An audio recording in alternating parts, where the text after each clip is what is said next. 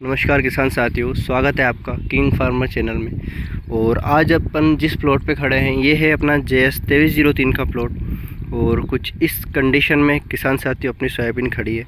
Height अच्छी हो चुकी है, घुटने तक आ चुकी है, फूल भी लगभग आने चालू हो चुकी है। मतलब आड़े गिरने की समस्या अपने को देखने को नहीं मिलेगी। हाइट छोटी भी इस बार नहीं रही है।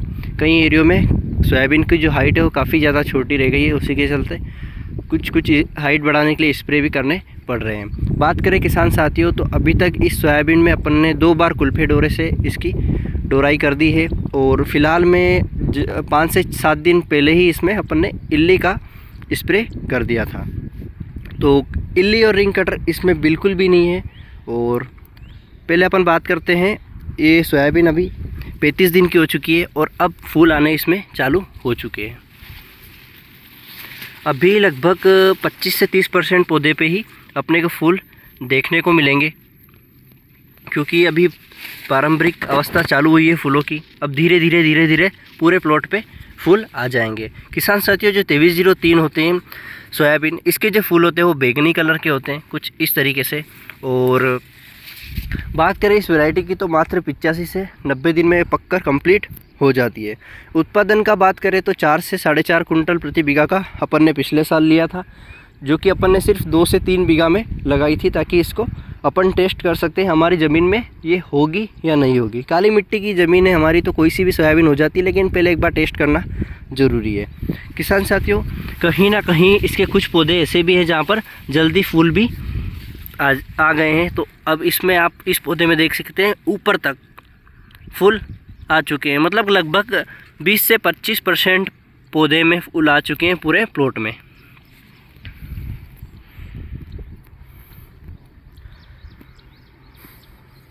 फ़िलहाल की कंडीशन में किसान साथियों, जो पौधा है वो पूरा स्वस्थ है। किसी भी तरह का रोग, फंगस या कोई दूसरी डिजीज़ अपने को इसमें नहीं दिख रही है। इल्ली का भी खात्मा हो चुका है, रिंग कटर का भी खात्मा हो चुका है। डर सिर्फ मौसम का है। 4 से 5 दिन हो चुके हैं, बारिश खुलने का नाम नहीं ले रही। ना ही बारिश हो रही है, ना ही धूप निकल रही है। मतलब रिमझिम बारिश का जो दौर है वही चल रहा है। अब किसान साथियों, रिमझिम बारिश का जो दौर होता है इसमें हमारा थोड़ा सा नुकसान होता है, क्योंकि इसी कंडीशन में फ्लावर ड्रॉपेज का जो समस्या आती है वो देखने को मिलती है। क्योंकि रिमझिम जब बारिश 10 से ज़्यादा दिन तक गिरती है, मान लो 1 हफ़्ता से ज़्यादा गिर रही है, रिमझिम मौसम बिल्कुल धूप मिल नहीं रही है, तो कहीं ना कहीं जो गलन की समस्या हो जाती है, जड़ गलन की, या निचले हिस्सों में पानी भर जाता है और फूल भी धीरे धीरे गलने लग जाते हैं। तो ऐसी चीज़ें देखने को मिलती है। लेकिन अगर एक बार अच्छी बारिश हो जाए और धूप निकल जाए तो उसमें जो कार्य होता है, जो प्लांट को ग्रोथ मिलती है वो अच्छी मिलती है। किसान साथियों, हाइट की जो दिक्कत थी इस बार नहीं रही है बिल्कुल भी, और हाइट अच्छी हो चुकी है, घुटने तक बिल्कुल आ चुकी है। कुछ इस तरीके से ये 15 से 17 बीघा का पूरा प्लॉट है। और पूरे प्लॉट में अपन ने 2303 लगा रखी है, और उस वाले प्लॉट में लगा रखी है अपन ने ब्लैक गोल्ड। तो दोनों ही वैरायटी साथ में ही आती है, कोई ख़ास अंतर नहीं है। दोनों ही वैरायटियों में बैंगनी कलर के फूल जो आते हैं। फलियों की बात करें तो 3 से 4 दाने की दोनों में फलियाँ आती है। भूरे रंग की फलियाँ होती है किसान साथियों। और इसमें एक फ़ायदा ये है कि इसमें बिल्कुल भी ना ही पौधे पे रुए होते हैं, या ही फलियाँ पे रुए बिल्कुल भी नहीं होती। तो कहीं ना कहीं जो बाद में रुए में पानी जमने की समस्या अपने को 2172 और NRC 150 में देखने को मिलती है, वो वाली समस्या इसमें देखने को नहीं मिलती है।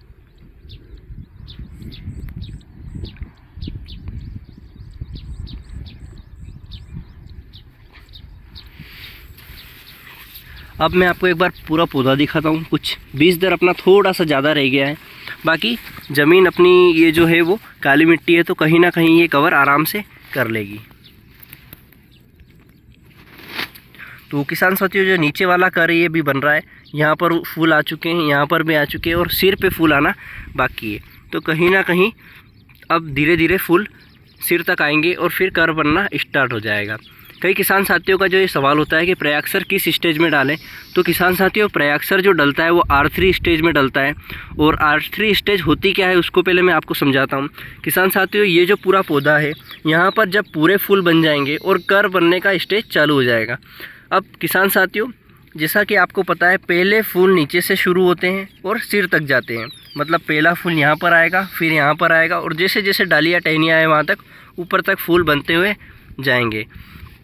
अब जैसे ही कर बनेंगे, कर में भी ऐसे ही सिस्टम चलेगा, नीचे से कर बनते होंगे, नीचे कर बनेंगे, फिर ऊपर बनेंगे, फिर ऊपर बनेंगे और फिर सिर तक जाएंगे। अब किसान साथियों, जैसे जैसे इसकी प्रोसेस जाएगी वैसे वैसे इसका काम बढ़ता जाएगा। अब यहाँ तक जब फूल आ जाएंगे तो नीचे कर आने चालू हो जाएंगे, और यहाँ तक कर आएंगे तो नीचे जो है सबसे नीचे वाला बॉटम में जो है कर, यहाँ पर फलियाँ की कुछ फलियाँ आपको देखने को मिलेगी। और अगर सबसे नीचे आपको फलियाँ देखने को मिल जाए और सिर पे कर देखने को मिल जाए तो उसे R3 स्टेज कहेंगे, और उस स्टेज में आप प्रयाक्सर का उपयोग आराम से कर सकते हैं। कई किसान ऐसे भी होते हैं जो फलियों में जब फलियाँ पूर्णतः बन जाती है और फिर प्रयाक्सर का स्प्रे करते हैं, तो वहाँ पर उनको एक समस्या देखने को मिलती है। जो मैच्योरिटी होती है वो सोयाबीन की बढ़ जाती है, मतलब मियाद बढ़ जाती है। जो 90 दिन में पककर तो तैयार होने वाली वैरायटी है वो 95 दिन ले लेती है, 97 दिन, मतलब एक हफ्ता ज़्यादा ले लेती है। और उस कंडीशन में ना ही पौधा सूखता है ना पत्ते, सिर्फ फलियाँ सूख जाती है। तो इसीलिए पिछले साल भी मेरे साथ ऐसा हुआ था।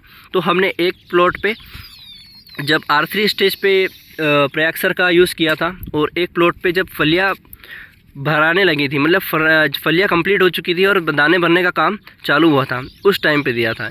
तो उत्पादन में कोई ज़्यादा फ़र्क नहीं आया, लेकिन जो बाद में अपन ने स्प्रे किया था फलियों वाले में, उसमें जो दाने थे वो थोड़े मोटे बने थे, और जो पहले स्प्रे किया था उसमें दाने थोड़े कमज़ोर थे।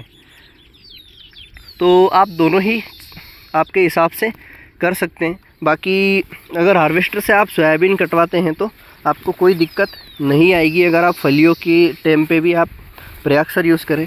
लेकिन आप अगर मज़दूर से काम चलता है तो आप कहीं ना कहीं जब लास्ट कर या फलियाँ बननी शुरू हो जाती है तभी आप प्रयाक्सर का स्प्रे कर दें, तो कहीं ना कहीं जो लेट में आपको सोयाबीन गीले रहने की समस्या आती है, पौधा गीला रह जाता है और फलियाँ सूख जाती है, तो वो वाली समस्या आपको देखने को नहीं मिलेगी। और फ़िलहाल की कंडीशन में भी रिमझिम बारिश का दौर चलता जा रहा है, पत्तों पे अभी भी पानी है, तो ज़मीन बिल्कुल भी नहीं सूख रही है, बिल्कुल गीला ही गीला रह रहा है। तो इसमें जो सोयाबीन की ग्रोथ होती है वो बिल्कुल धीरे हो जाती है, बिल्कुल भी नहीं चलती है। बाकी इस कंडीशन में हाइट अच्छी ले लेती है सोयाबीन, हाइट चलती रहती है। और हाइट इसकी अभी हार्वेस्टर से कट जाए इतनी हो चुकी है, थोड़ी बहुत और बढ़ेगी क्योंकि अभी फूल सिर पे नहीं आए हैं। किसान साथियों, सोयाबीन में एक फंडा है, कुछ वैरायटी ऐसी होती है जब माथे पे फूल आ जाते हैं तो सोयाबीन की हाइट रुक जाती है, लेकिन कुछ सोयाबीन ऐसी होती है जो फूलों के साथ चलती रहती है, जहाँ तक कर बनते हैं वहाँ तक उसकी हाइट बढ़ती चली जाती है। बाकी अपन ने ट्रैक्टर से बूम स्प्रे से इसमें दवाई का स्प्रे किया था, और कई किसान बोलते हैं कि उसमें नुकसान होता है। बिल्कुल भी 0% नुकसान देखने को मिल रहा है, सिर्फ थोड़ी बहुत जो टायर चलता है वहाँ पे पलटता है, वहाँ पर नुकसान होता है, बाकी ज़्यादा नुकसान नहीं होता। और जहाँ पर मज़दूर की समस्या है वहाँ पर तो किसान बूम स्प्रे का ही स्प्रे करते हैं। लगभग इस कंडीशन में फूल आ चुके हैं।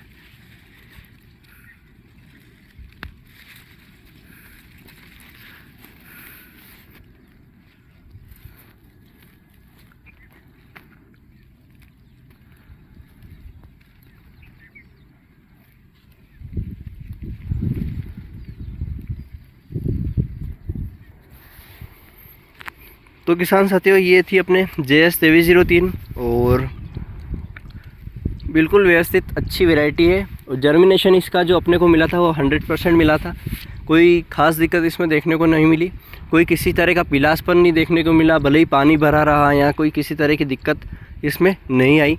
अपन ने इसमें हर्बिसाइड का भी स्प्रे किया था, तो तेज़ स्प्रे नहीं किया, बिल्कुल हल्का स्प्रे किया था ताकि कोई दिक्कत ना आए, पत्ते भी ना जले और खरपतवार मर जाए।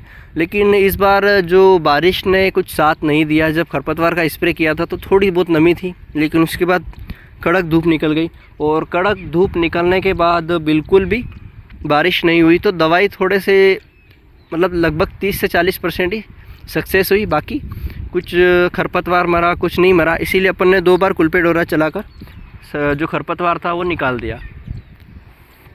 तो कोई अगर आपकी दवाई फेल हो जाती है तो आप दूसरे आइडिया भी अपना सकते हो। अच्छी नमी हो तो दवाई का स्प्रे कर सकते हो, नहीं हो तो आप कुलपेडोरा चलाकर भी काम कर सकते हैं। तो ये 2 से 3 चीज़ें हैं जो अपन ध्यान में रखकर अपना प्रॉफिट निकाल सकते हैं। बाकी किसान साथियों, सोयाबीन के फसल में अब ज़्यादा खर्चा करना ठीक नहीं है, तो इसीलिए कम खर्च में अगर आप अच्छा उत्पादन ले लें तो आपका फ़ायदा बना रहेगा। लेकिन अगर खर्च पे खर्च कर रहे हो तो आखिरी में आपको कुछ भी नहीं मिलेगा। और ये अपनी ब्लैक बोल्ट है इस साइड, इसमें भी सेम फूल है।